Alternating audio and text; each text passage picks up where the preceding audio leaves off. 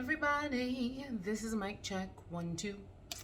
This is Tara-Nicholle Kirk. I am the Metaphysician. I'm also a master self-actualization coach and spiritual strategist to smart, successful people.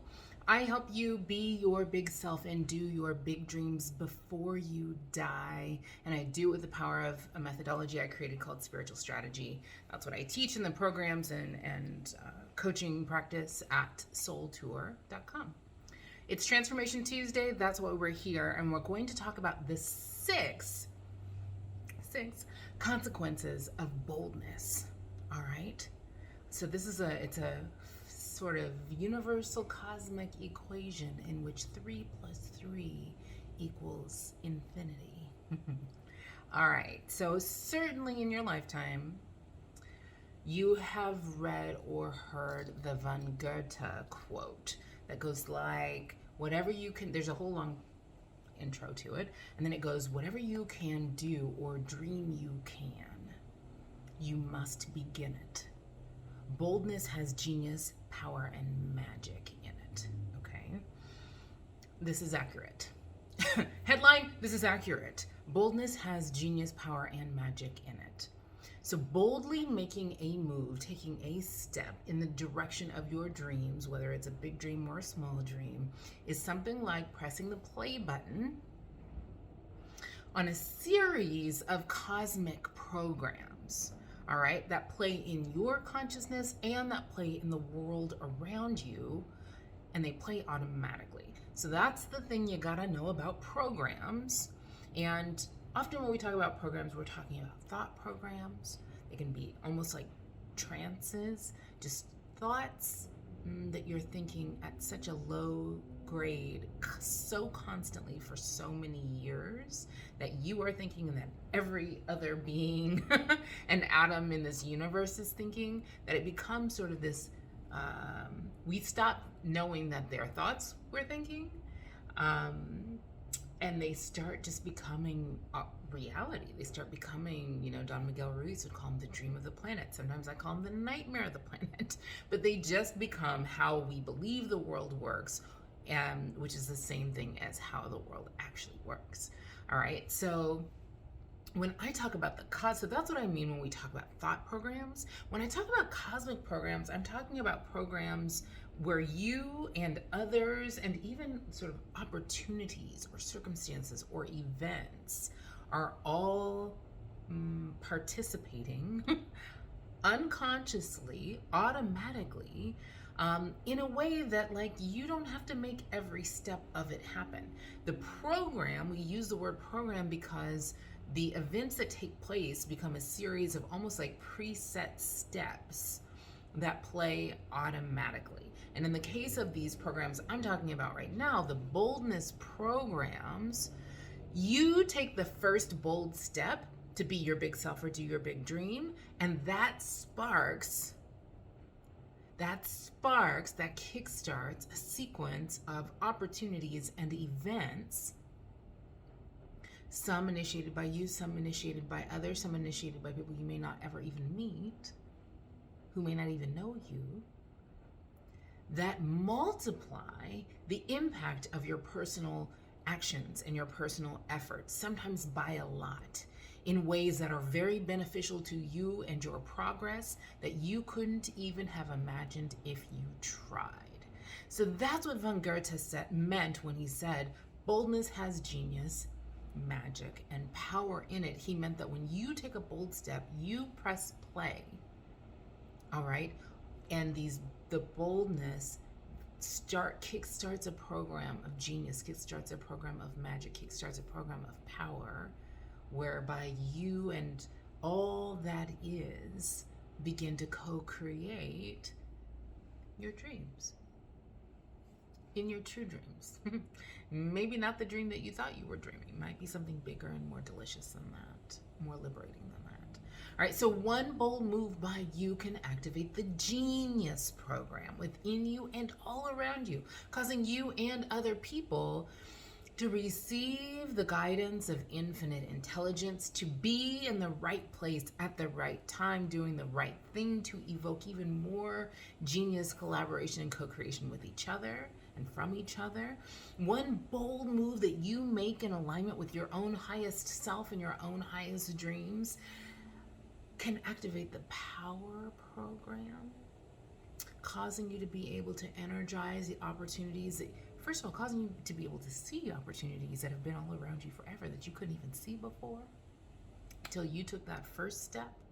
All right. And then causing you to have the energy, the power to energize and actualize opportunities and turn your ideas into real, tangible realities with far more efficiency and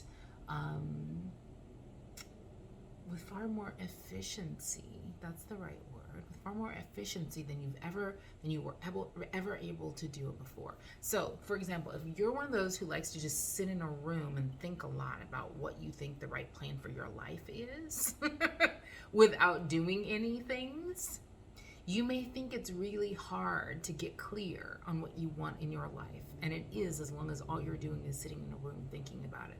But that one bold step from you can cause all sorts of opportunities to show up and cause you to have the energy and the clarity and the information and the power to energize and actualize those opportunities at a level you never could have done just sitting in a room trying to think stuff up.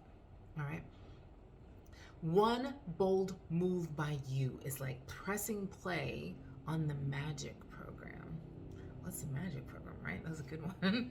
The magic program is where you find yourself without a whole bunch of hard efforts, where you find yourself able to go from success to success, from glory to glory, under grace. Your ship's coming into you over calm seas. Things lining up before you in perfect and wonderful and surprising and delightful ways. The phone ringing, your email inbox crammed, jammed to overflowing with opportunities you could not even have thunk up had you tried to think them up. All right? So, you know now, Boldness has genius. It kickstarts the genius program, it kickstarts the power program, and it kickstarts the magic program. But those three programs are just one side of the story. All right. So I want to give you a very comprehensive picture of the programs that will begin to play when you make a bold move outside of your comfort zone so you don't get blindsided by them. All right. So you've got Boldness programs 1, 2, 3, Genius, Magic, Power. I want to talk to you about Boldness programs 4, 5, 6. Okay, and 4 is the alignment program. So when you take even one single big bold step to be your big self or do your big dream, any and everything in your life or in the world around you, whether it's your values, your identity, your beliefs, your decisions, your everyday habits and actions and inactions, your calendar, your family life, your financial life, your job, your bank account, your bills, your environment, your speech, your systems, your relationships, anything that is inconsistent with the dream you just made a bold move toward will start to get very, very uncomfortable unless and until you make a change. Okay, so that's why true, deep, aligned, soul level, align your body and your heart and your mind level alignment with your sacred contracts and with your true sacred self often feels like all hell breaking loose in your life before it feels like heaven on earth. Okay, now trust me, it does ultimately feel like heaven on earth. All right, but true alignment often feels like a cascade. I had a friend use that phrase with me one time. He said it was like a cascade of losses. True alignment actually often feels like a cascade of crises and losses before it feels like freedom and wholeness and happiness and success and abundance and joy and flitting from success to success and glory to glory. Okay, so catch this principle. The 4th Boldness program is the alignment program, and the alignment program is very uncomfortable. All right, but it's also very necessary. And it's helpful to know about this because you're human, or ish. because we're human and because comfort zones are called what they're called for a reason, most of us spend like a decade or two, just a little time, fighting to stay in our comfort zone, okay? Because of the discomfort of alignment, of the alignment program. All right, and the way that we do that is by trying over and over and over and over again to, you've heard it called lots of things. You trying to downsize the dream so that you can stay in your comfort zones. Trying to, we would say in the hero's journey work, we would say people try to refuse the call. They refuse the call to adventure, trying to evade and escape your own greatness. All right, you will try to shrink down the size of the dream that you're willing to let yourself dream. You will stop giving yourself permission to dream the really radical, magically delicious Technicolor dream in an effort to stay inside your comfort zone and in an effort to avoid having to have the hard conversations and executing the necessary endings that you will need to execute in order to get yourself and all the parts of your life into alignment with your own big self and your own big dreams. So that is exactly why, because most of us do that for so many decades, because I definitely did that for so many decades. I tried to be smaller than I really was meant to be. And it's hard work to try to shrink yourself down. It's hard work to try to refuse your calls. It's hard work to try to escape your own greatness. It runs directly counter to the truth of who you are. All right? So that's why I was surprised when I got to a point where I was like, I give up. I give up this freaking inner tug of war. I resigned myself. I surrendered myself to I just gotta be freaking great because that's who I am born to be. So I'm gonna stop trying to be anything but that. I had a friend say, why do you keep trying to be normal? Good question, right? Stop trying to, somebody needs to hear this today. Why are you trying to be normal? You're not normal. So don't try to do what normal people do. Just try to do what you do and be how you be. All right. And so when I gave up that inner conflict of my wise inner being pulling in the direction of true greatness and the actual big life an empire of my soul that I was destined to build in every way, family, love, finance, travel, homes, businesses, all of it, creating, writing, all of that. Wise inner being pulling that way, inner critic or voice of fear pulling in the direction of just be like a normal person, dude. Just go get a job. You know what I mean? So when I gave that tug of war up, I was super, super surprised that it was way easier. It was much easier for me to live a big life and to step into my big self and my big dreams than it was to try to play the role of a small and culturally compliant shadow version of myself. And I predict that it will be much more easier and more delicious for you to be your big self and do your big dreams than it was to try to shrink yourself into somebody else's box or stay on that treadmill too. All right, so that's Boldness program number 4 is the alignment program. Boldness program number 5 is the fear program. Your whole life, you've been taught to hold yourself back from doing certain things in order to avoid unwanted consequences, which is a lesson that parents teach kids, and it's a lesson that makes sense when you're a little kid and you're learning not to run into the street.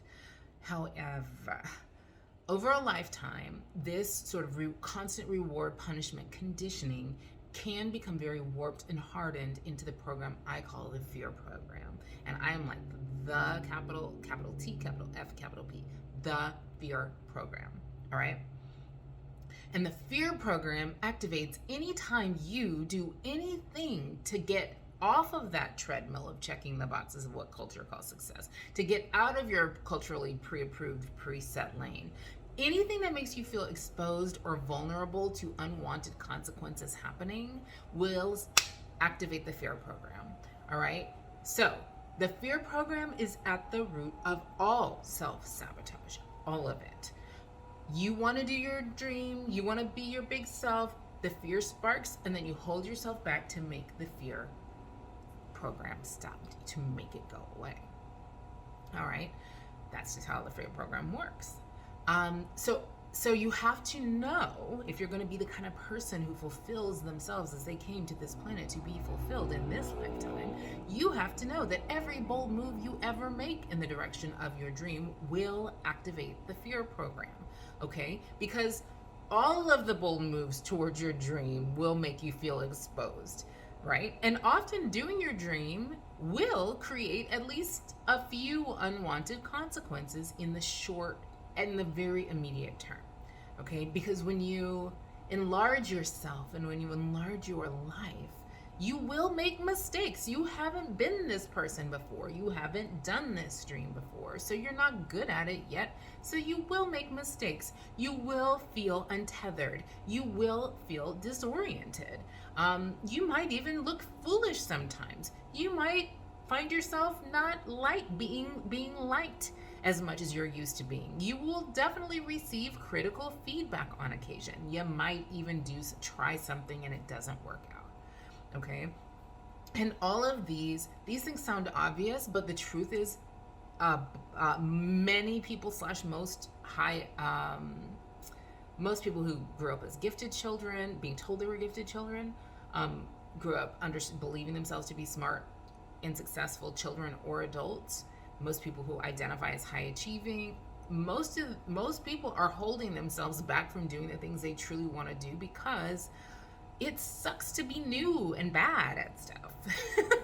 That feeling is not comfortable if you're used to receiving constant external validation for being very good at things. It can be very challenging to break that part of your identity and surrender to being a beginner at things. All right. However, every single one of these unwanted milestones is an essential milestone on the journey of your awakening soul, that your soul reclaiming all the parts of itself that you've been hiding and shoving down. It's all part of the journey of this true self, true sacred self becoming the actualized self. Because making mistakes and being disliked and feeling disoriented and hitting your upper limits and becoming okay with looking foolish, these things are how you build the muscle of taking risks. It's how you build the feedback loop of, hey, I'm good regardless. Like if this works, I'm good. If this doesn't work, I'm still good, right? And it's how you develop the inner sense of psychological safety that allows you to really unleash your maximum creative power and your maximum potential. All right. So the very first step to escaping the paralyzing influence of the fear program is to begin your boldness. Do a thing you're afraid to do. May not even matter what the thing is. May not even matter if it's like linearly, logically related to what your big dream is. All right. I know when I first started doing this work in my own life, I'm a student of Florence Scovel-Shinn. And I followed her advice, and she says, like, when in doubt, if you got 2 ways you could go in life, always do the fearless thing. Always choose the fearless thing. So that was the commitment I made to myself, and I gave myself an A+ if I did the fearless thing 80% of the time. 80% was an A+ to me. All right? So do the fearless thing. Do the fearless thing. And then as you do the fearless thing, drape yourself in self-compassion and self-awareness and tune into how you're feeling all along the way. And feel the fear rise. Feel yourself hit your upper limits. Feel the fear, watch the fear program begin to run. Just don't let it run you. Watch the fear program run, but do not let it run you. All right? Don't let it stop you. Don't let it change what you do. Engage wholeheartedly with the subject matter that scares you the most. If you have a financial freak out, go learn about money. If you have a fear of ending up alone, go learn about your attachment style. Learn about your primal heart wounds. Dive deeper. Whatever it is that is the scariest thing within you to look at it. And just keep swimming. All right? And watch the fear dissolve And that will be eventual. It will take some years, okay? But watch it. The day will come when you will see someone else paralyzed in fear as you're jumping into the thing, and you'll be like, oh, I used to be that. I used to feel that. And it'll feel good, and you'll be able to give them some hope for their future too by virtue of your transparent example. All right, boldness program number 6 is the no regret program. No regret program. Every time I think of the phrase no regret, I think of that tattoo image from the internet with like the guy who has the misspelled no regret tattoo on his chest. Okay, so I just told you I follow the spiritual strategy of doing the fearless thing, and I have been teaching that strategy as a spiritual strategy for years when one of the guys who wrote the book Freakonomics published a research paper that actually validated this approach. You know, normally I'm all about spirit and neurobiology and depth psychology and archetypes and like spiritual law and all that stuff, but I'm not one that I don't need a research paper to prove to me what resonance proves to me. We're going to talk about that in a week or two, actually. This concept called aletheia. It's like the resonance of just truth and knowing the truth. We all have that power within us. All right, so anyhow, though, the economist Stephen Levitt had people, he did this research project. He took a bunch of people who wanted to make a big life decision or big life change and were kind of stuck and didn't know whether they were going to do it or not. Okay, like whether to quit their job, whether to get married, whether to propose, whether to get divorced, whether to move, whether to have a kid, whether to adopt a kid. Big decisions. And he had them make their decisions by flipping a coin. All right? And then he had them actually make the life change based on the coin toss outcome. So some of them, let's like heads make the change, tails don't. And then he followed up with them to see how satisfied they were with their decision 2 months later and 6 months later. So 2 months later, people who had kept their lives the same, meaning they did not make the change they'd been contemplating making, 2 months later, those people were happy with their decision not to make the change. But 6 months later, they regretted not having made the change. They wished they had made whatever the big change was they were considering. Okay? On the other hand, the people who had made a big life change based on a coin toss, the people who had done the fearless thing, they were happy with their decision to make the big life change 2 months and 6 months after making it. All right, so here's the thing that you learn very quickly when you get in the practice of always doing the fearless thing. When you get in the practice of aspiring to do the fearless thing 80% of the time. All right. Here's what you learn. You learn that if things don't work out, you can almost always make a U-turn. Very little in life is irreversible. Very, very, very, very, very, very little. Okay? And you learn that if you make a choice in your life or a change in your life, and you later decide that you wish you hadn't made that change, you still have earned yourself a great deal of self-respect just by virtue of taking the risk and trying it out. All right? But if you never take the risk and you never do the fearless thing and you don't even give it a chance to play itself out and see how it goes, your unlived life may very, very well haunt you, sometimes for generations. Some of y'all know, I love the Carl Jung quote. Dr. Jung said that the greatest burden a child must bear is the unlived life of their parents, which I know many of you find resonant. Please don't go out like that. Okay? Don't go out like that. So in other words, I'm going to sum it up. If you are fixated or perseverating or spinning and spinning and spinning or ruminating on whether to make a big, bold change to your life or not, make it or not, the answer is yes. Okay? I have this all the time in my business practice because people will be like, Tara, should I fire this? Yes. The answer is yes. If you can do or dream it, just begin it. Because there is genius, there is magic, there is power, there is alignment, and there's some fear, and there's a regret obliteration juice in it. All right? So keep your head up and your heart out. I'm back from Mexico, and I'm about to share with you a bunch about my experience of Mexico and this process that we're in of like moving at least part-time to Mexico.